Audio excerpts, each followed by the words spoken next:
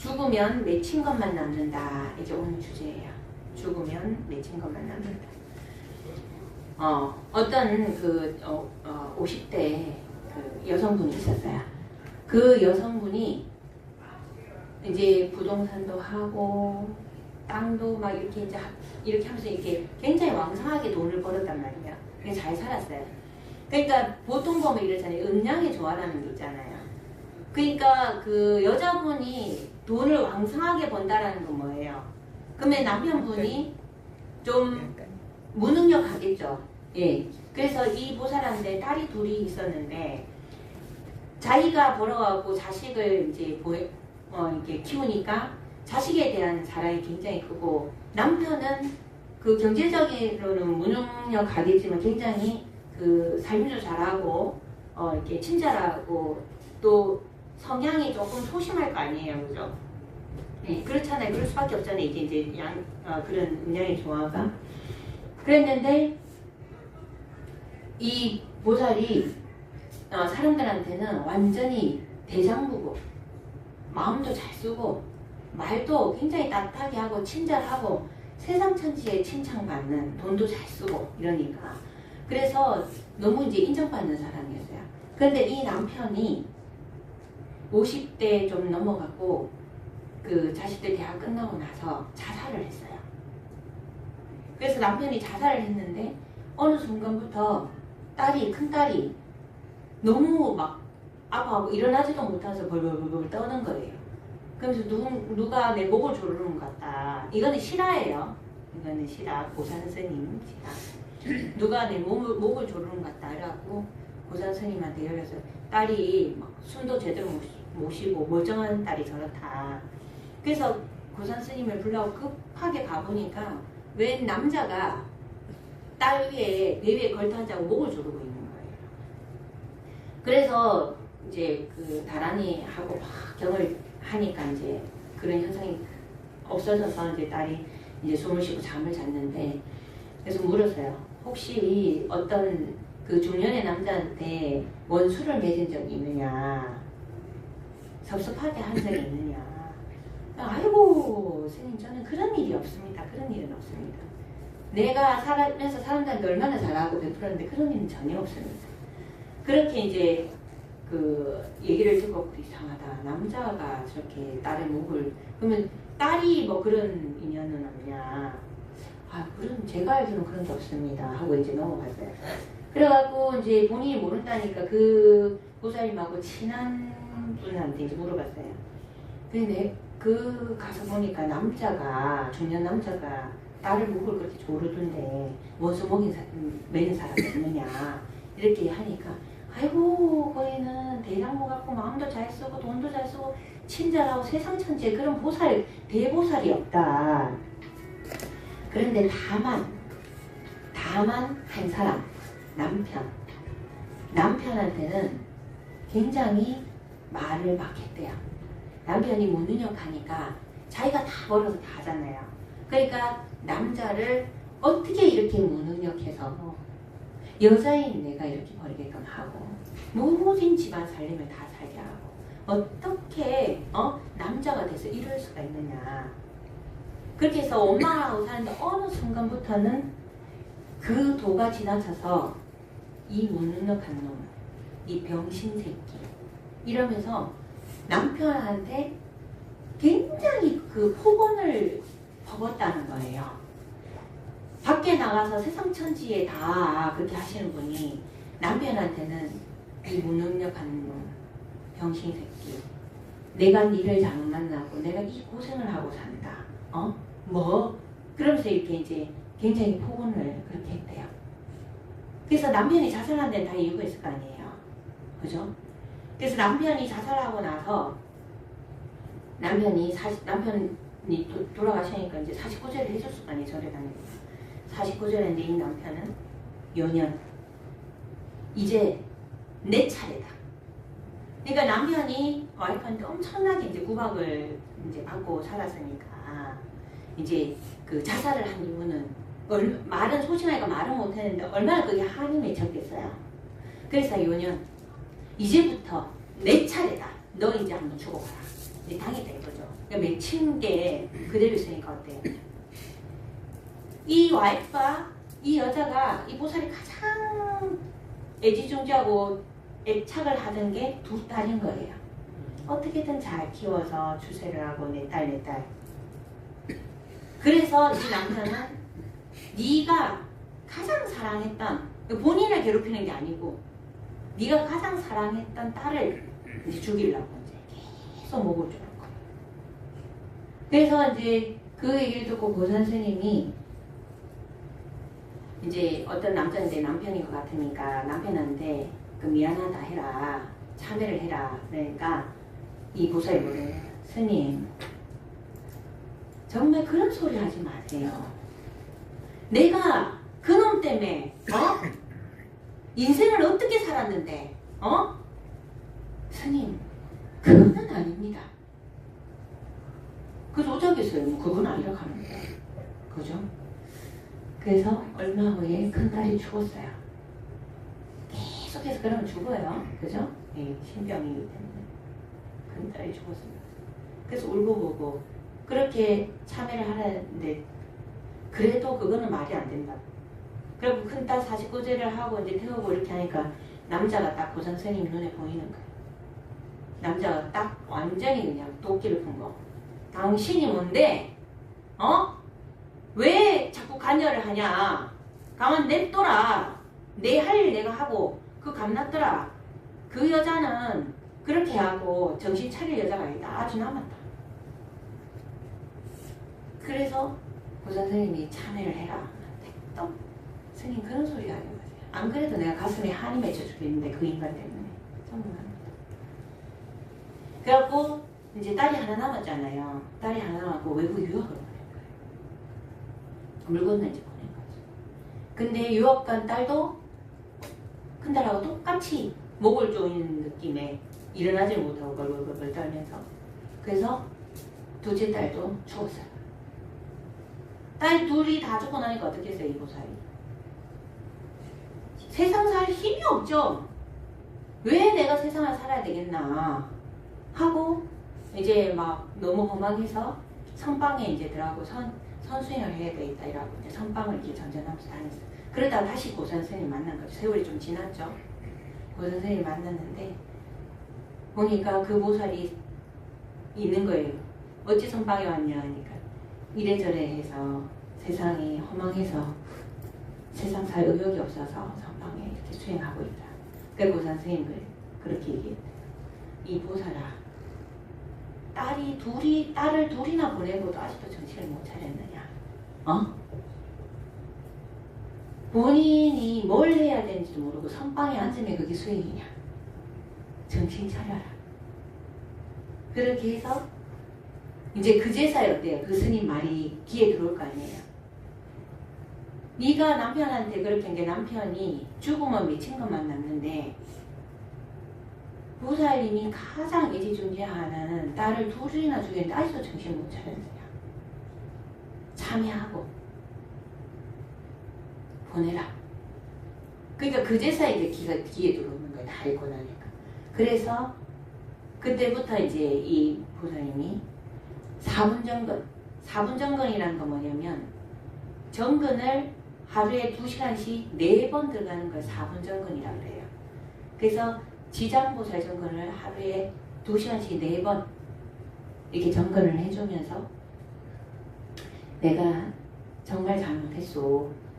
살아생전에 내 사는 게 너무 힘들어서 당신이 무능력해서 내가 이렇게 힘든다라고 생각했는데 그게 내 잘못이다. 정말 미안하니까 그 원결을 풀고 좋은 데로 가시라고. 그래서 4분 정근을 이렇게 해주는 거예요. 여기에서 여러분들이 잘 알아야 돼요. 죽을 때는 우리가 사람이 죽으면 영가 오신통이 생긴다 했잖아요. 그 오신통 중에서 하나, 둘, 셋, 4개는 이거는 심통이라고 할 수 있는데 마지막 족불이지. 요거는 이게 바로 애착과 집착으로 인해 갖고 걸리는 부분이에요. 호명즉지.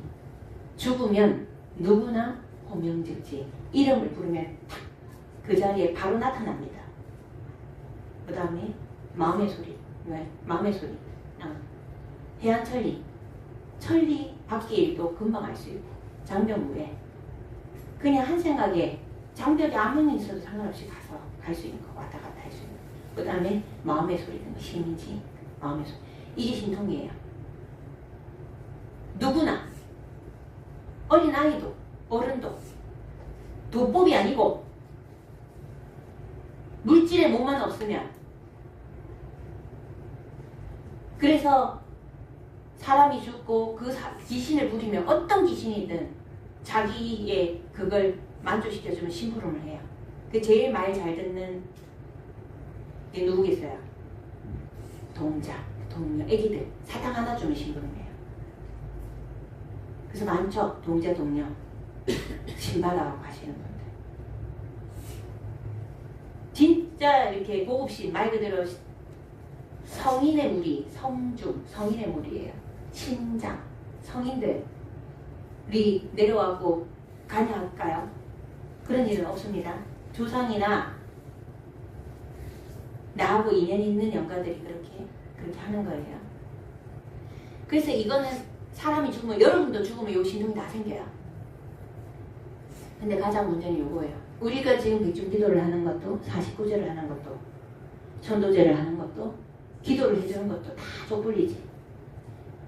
내 병, 내가 쓰는 물건, 내 인연, 내 감정, 그리고 어떤 고통. 그래서 죽고 나면 아무것도 안 보여요. 그럼 지금 이 남편 같은 경우에는 와이프한테 복수하겠다라는 원결이 있으니까 어때요? 이 딸 둘이 이 남자의 자식 아닙니까? 맞죠. 없다는 거예요. 이렇게. 안 보입니다. 안 보입니다. 여러분 몸이 있을 때 여러분 제도하세요. 여러분 마음을 제도하셔야 돼요. 체가 없으면 어떤 한 감정에 탁 몰입되면 아무것도 안 보입니다. 이래서 족불리지 무서워요. 배가 고파서 죽을 때 배가 고파 죽죠. 배고픈데 꽂혀 있으면 아무것도 안 보여요. 죽을 때 불에 타서 죽죠. 그 고통에 꽂히죠. 아무것도 안 보입니다. 자기의 고통을 얘기할 뿐이라고요. 약 먹고 좀 계속 하죠. 그 고통, 속이 다 타는 느낌.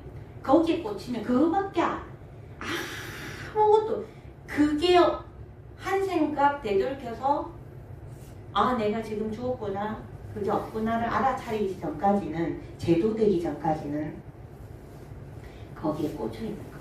이게 무서운 거, 이게. 그래서 우리가 배고픈 영가한테 밥 줘서 일단 먹이죠. 자기의 고통이 해소가 돼 그제서 보입니다. 그제서. 그러기 전에는 안 보여요. 이래서 무서워요. 그래서 지금 백중기도를 시작을 했는데, 우리가 내가 마음에 걸리는 사람이 있으면 그분을 위해서 이제 기도하기 전에 3번 발언해 주세요.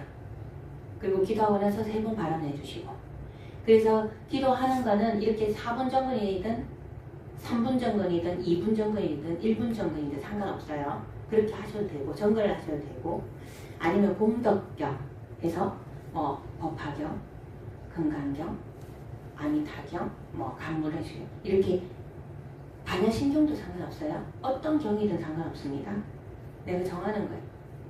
이 연관은 어때요? 태아령, 태중아기부터 시작해서, 그죠? 형제, 자매, 부모, 누구든 내가 마음에 걸리고 좋은 데로 갔으면 좋겠다 라는 부분이 있으면 딱 정해놓고 그 한 연가를 위해서 내가 기도를 해주고 회양을 해주는 거예요. 그렇게 하셔도 제도가 되고, 예. 그래서 연가에 대해서 많은 것들이 있지만 오늘은 또 진행을 해야 되기 때문에 여기까지만 할 거예요. 일단 여러분이 죽기 전에 모든 걸 다 풀고 가야 되는 것도 여기에 이유가 있는 거고요. 죄가 없으면 제도하기 힘듭니다. 예. 그래서 모든 것들을 하나하나 다 정리정돈하셔야 되고요. 또 돌아가신 분이 어떻게 하면 천도가 될까요? 그 사람이 맺힌 게 뭔지를 보는 거예요. 그거 풀어주면 아무것도 없어요. 그냥 갑니다. 네. 그리고 여러분이 이제 앞으로 내가 몇 년 살 건지 반드시 짚어봐야 돼요. 여러분 앞으로 몇 년 살 것 같아요? 내가 건강 나이로 건강하게 살아갈 날이 몇 년이 있을 것 같아요? 한번 꼽아보세요. 꼽아봅시다. 네. 열심히 삽시다.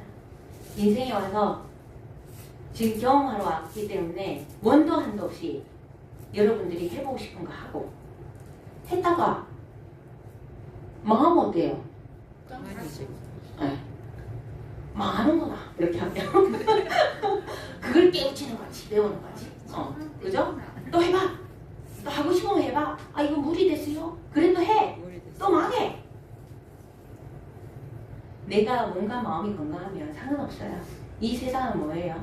생멸. 근데 이게 생할 때만 우리가 기쁘고 멸하는 것을 힘들어하면 안 돼요. 멸할 때 진짜 공부가 있거든요. 멸할 때. 그래서 여기에서 성장해서 다음으로 나가는 거죠. 그래서 세상에 실패는 없는 거예요. 실패는 성공의 어머니라는 말이 뭔 말이에요? 실패라는 건 없어요. 그 실패는 성공의 어머니라는 게 성공해 가는 과정. 이렇게 해보고 안 되니까 또 이렇게 해보고 안 되니까 이 실패를 안 하면 그쪽으로 계속 갈 거 아니에요. 요래서 갖다 줬던 그렇게. 그리고 모든 것은 생하면 멸해요. 지금 보수님도 태국사에 와서 열심히 수행하셨는데 10년 세월이 지나니까 성장하니까 또 다른 터전으로 가잖아요. 우리 목사의 예? 그 영웅을 하나 만드는 예. 거지. 우리도 이 세상에 와서 이 세상에 살다가 또 어느 순간 되면 가야 돼요. 그래서 내가 이 생에 이 몸을 갖고 왔을 때 무엇을 해야 되는가. 그리고 또 우리가 이렇게 백중기도를 통해서 이 생에 이 몸을 주신 이 DNA를 준 우리 조상 양가님들께 내가 요 백중기도 때만 그죠? 오롯하게 우리 나를 있게 한 조상 양가님들한테 기도를 집중해서 해주고 해양할 수 있는 그런 순간들을 가지면 그게 다 걸음이죠. 원수님들 여기서 걸음을 잘했기 때문에 좋은 곳으로 가듯이 우리가 이 배중기도도 우리의 뿌리인 조상님들한테 걸음을 또 물 주고 걸음 주고를 잘 양분을 주는 거예요. 그렇게 해서 또 열심히 살아가고 이렇게 하는 겁니다. 자, 오늘부터 이제 초제 시작해요. 예. 함성중 기도할 때 오롯하게 여러분과 조상은 연결이 돼 있어요. 그러면 가장 중요한 게 뭐예요? 내가 정화돼야 돼요. 밑에서부터 정화돼서도 오지만 위에서부터도 정화돼서 가고, 그죠? 밑에서부터 썩어서도 올라오지만 위에서부터 썩어서도 갑니다. 뇌도 마찬가지죠. 뇌가 지시를 해서 몸을 움직이기도 하지만 몸을 움직여서 뇌를 바꾸기도 해요. 다 기량관계가 있어요. 상호작용하는 거예요. 그래서 오늘은 우리가 조상 영가님들을 위해서 나로부터 정화된 에너지를 보낼 수 있게끔